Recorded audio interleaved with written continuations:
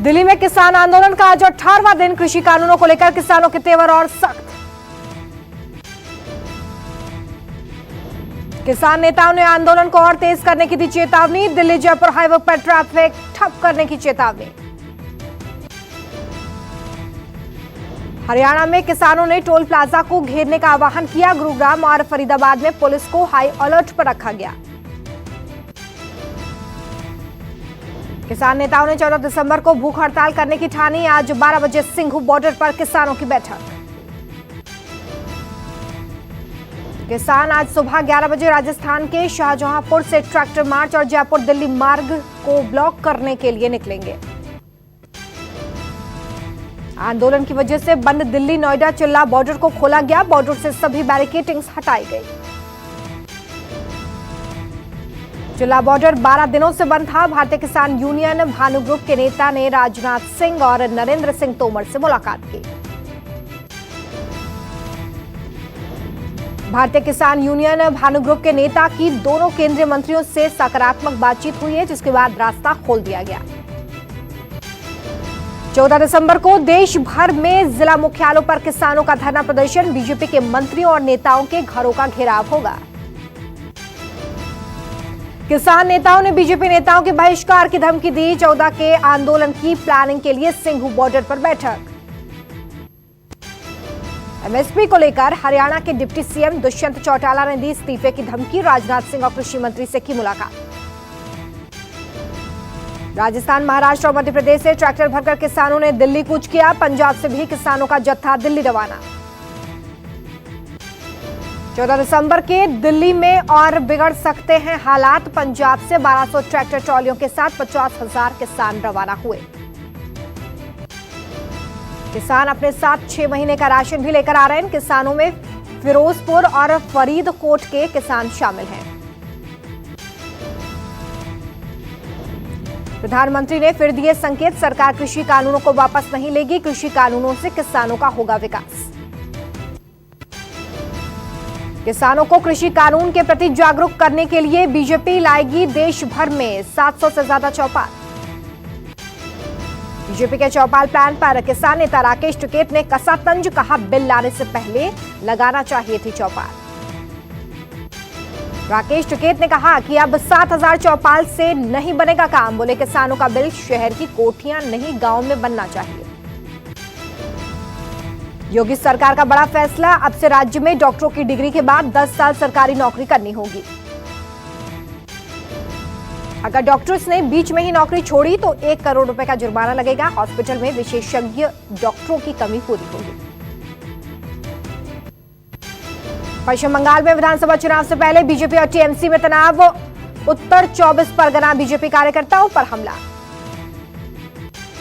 TMC के कार्यकर्ताओं पर हमले का आरोप। हमले में बीजेपी के एक कार्यकर्ता की मौत, जबकि 6 कार्यकर्ता गंभीर रूप से घायल। नड्डा हमले मामले में पश्चिम बंगाल सरकार ने मुख्य सचिव और डीजीपी को दिल्ली नहीं भेजा, जिसके बाद एक्शन में आया गृह मंत्रालय। गृह मंत्रालय ने पश्चिम बंगाल के 3 आईपीएस अफसरों को केंद्रीय प्रतिनियुक्ति पर बुलाने का आदेश जारी कर दिया है।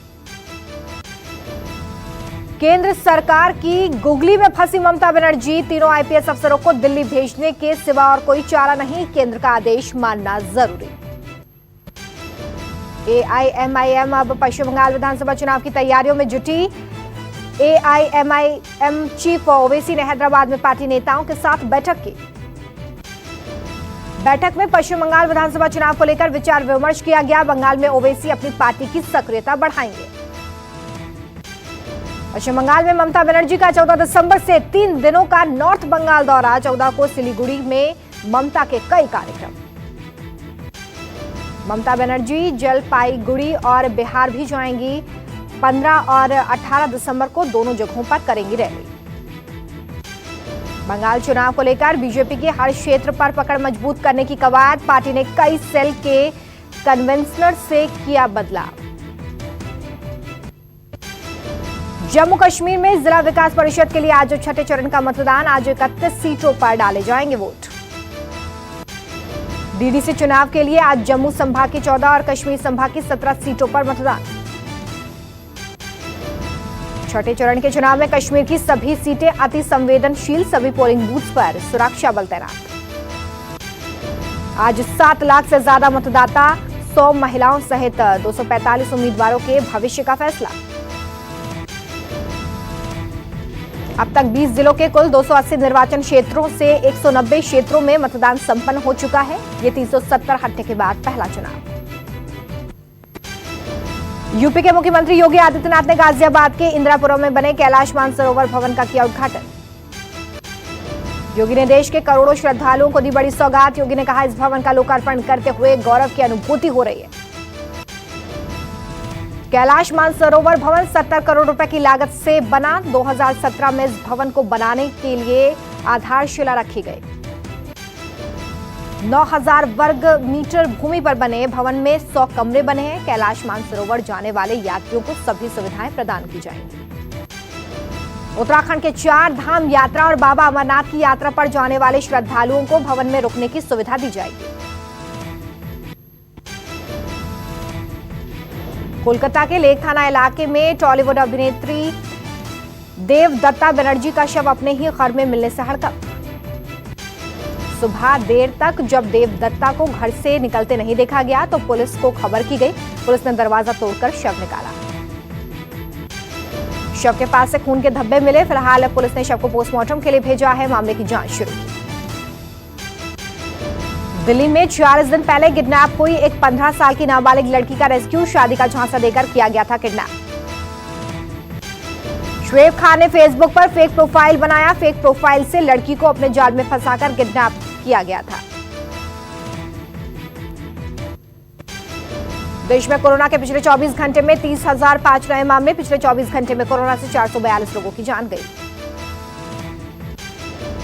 देश में अब तक कोरोना से संक्रमित मरीजों की संख्या 58 लाख के पार। अब तक 1,42,628 की मौत। दिल्ली में कोरोना मरीजों की संख्या बढ़कर 6,05,470 हो गई है। दिल्ली में 24 घंटे में 1,935 नए मामले सामने आए। दिल्ली में पिछले 24 घंटे में 47 लोगों की जान गई। इसी के साथ दिल्ली में मरने वालों की संख्या बढ़कर 9,000 के पार हो गई है।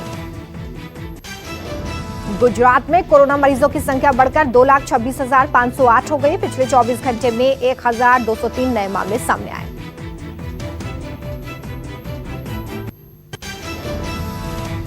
गुजरात में पिछले 24 घंटे में 12 लोगों की मौत हुई। इसी के साथ गुजरात में मरने वालों की संख्या 4,160।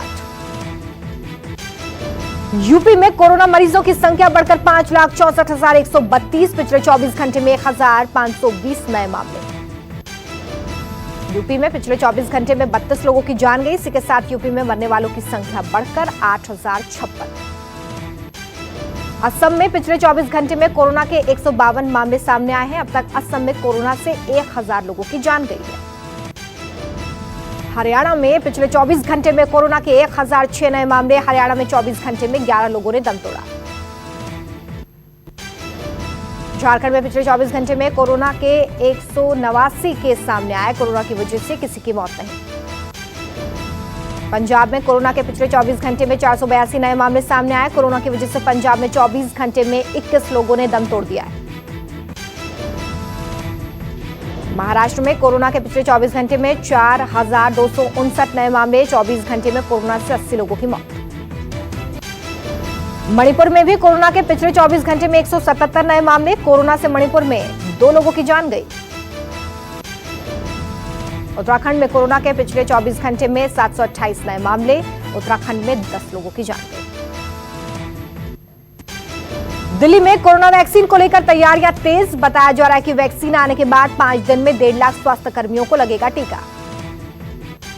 पहले चरण में कोरोना वैक्सीन स्वास्थ्य कर्मियों को लगाई जाएगी। दिल्ली में वैक्सीन रखे जाने के लिए नया कोल्ड स्टोरेज भी बनाया गया। दिल्ली में अलग अलग वैक्सीन के लिए -40 डिग्री, -20 डिग्री और 2 से 8 डिग्री के बीच तापमान के लिए फ्रीजर लगाए जाएंगे। मुंबई में कोरोना वैक्सीन देने की तैयारी शुरू। 3 चरणों में होगा वैक्सीनेशन। मुंबई में पहले चरण में 1,25,000 हेल्थ केयर वर्कर्स को वैक्सीन दी जाएगी। बताया जा रहा है कि मुंबई में 10 से 15 दिनों के अंदर बीएमसी सभी हेल्थ वर्कर्स को वैक्सीन देगी। उसके 21 या 28 दिन बाद दूसरा डोज दिया जाएगा। यूपी ने केंद्र से 4 करोड़ वैक्सीन देने की मांग की है। सीएम योगी ने सभी 75 जिलों में 15 दिसंबर तक कोल्ड चेन बनाने के निर्देश दिए। लखनऊ के ऐशबाग इलाके में कोविड वैक्सीन के लिए स्टोर बनाया जा रहा है। आगरा, अम्बेडकर नगर, आजमगढ़, एटा, बरेली, बांदा समेत कई शहरों में स्टोर बन रहा है। यूपी, दिल्ली, महाराष्ट्र के अलावा 22 राज्यों में बनाए जा रहे हैं वैक्सीन स्टोर, ताकि वैक्सीन पर हरी झंडी मिलते ही वैक्सीन देने का काम शुरू हो जाए। महामारी के बीच हरियाणा में एक बार फिर स्कूल खोलने की तैयारी। 14 दिसंबर से 10वीं 12वीं के विद्यार्थियों के लिए स्कूल खोले जाएंगे।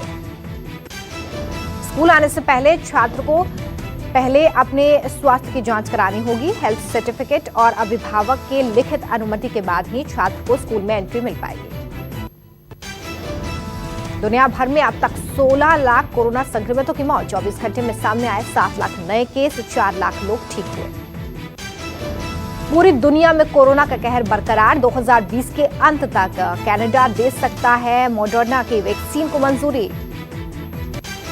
कनाडा, यूके, बहरीन के बाद अमेरिका में जल्द मिल सकती है फाइजर के कोविड-19 वैक्सीन को मंजूरी।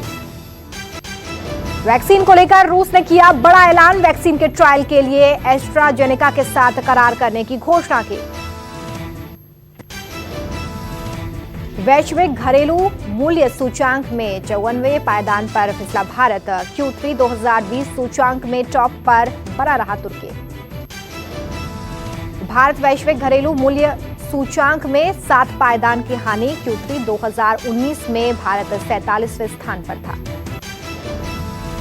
नवंबर में लगातार दूसरे महीने रोजगार में गिरावट। 35 लाख नौकरियां हुई खत्म। रोजगार में 0.9% की गिरावट। स्पाइसजेट करेगी कोविड-19 वैक्सीन की डिलीवरी। ओम लॉजिस्टिक्स और एयरलाइंस के बीच हुआ करार। भारत बांग्लादेश के बीच 1965 में बंद हुई ट्रेन 55 साल बाद फिर से दौड़ेगी पटरी पर। 17 दिसंबर को पीएम मोदी करेंगे उद्घाटन। ओप्पो ने लॉन्च किया Reno 5 और Reno 5 Pro स्मार्टफोन। दोनों में 65W super fast charging support मौजूद। ओप्पो के इन दोनों स्मार्टफोन्स में 5G तकनीक। वेरिएंट के हिसाब से इनकी कीमत भी अलग अलग। रिलायंस जियो जल्द मार्केट में लेकर आ सकती है सस्ते 4G Android smartphone. Xiaomi, Oppo, Vivo जैसी कंपनियों से होगी टक्कर। फ्लिपकार्ट पर पोको डेज सेल शुरू। 6,999 रुपए की शुरुआती कीमत में खरीदेंगे स्मार्टफोन। Xiaomi ला रही है QLED 4K smart TV. Netflix, prime video, Hotstar support के साथ मिलेंगे 30 यूनिक फीचर। डांसर, कोरियोग्राफर और डायरेक्टर रेमो डिसूजा को आया हार्ट अटैक। कोकिलाबेन अस्पताल में भर्ती। अस्पताल में रेमो डिसूजा की एंजियोप्लास्टी सर्जरी हुई है। बताया जा रहा है कि अब रेमो की हालत स्थिर है। 70 के हुए सुपरस्टार रजनीकांत। प्रधानमंत्री नरेंद्र मोदी और बॉलीवुड के कई स्टार्स ने दी बधाई।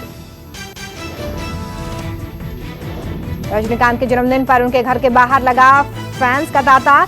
लोग अपने चहेते सितारे को दूर से बधाई देते नजर आए। बॉलीवुड एक्टर दिलीप कुमार का मना 98वां जन्मदिन। तमाम सितारों ने सोशल मीडिया पर दिलीप कुमार को दी जन्मदिन की शुभकामनाएं। भारत उज्बेकिस्तान में द्विपक्षीय वार्ता। दोनों देशों के बीच 9 समझौतों पर हुए हस्ताक्षर। कोरोना काल के दौरान पहली समिट। पीएम मोदी ने कहा कि आतंकवाद के खिलाफ लड़ाई में दोनों देश साथ। मुंबई हमले के मास्टरमाइंड लखवी को हर महीने खर्च के लिए मिलेंगे 1.5 लाख रुपए। यूएनएससी की प्रतिबंध समिति की आम सहमति से मिली मंजूरी।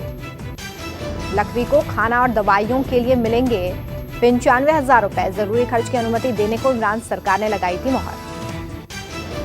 मैक्सिको में मां बाप नहीं कर सकेंगे अपने बच्चों से मारपीट, बनेगा नया कानून। साउथ चाइना सी में अमेरिकी नौसेना की जहाजों को देखकर बौखलाया चीन। दागी मिसाइलें। भारत उज्बेकिस्तान में द्विपक्षीय वार्ता। कोरोना काल के दौरान पहली समिट।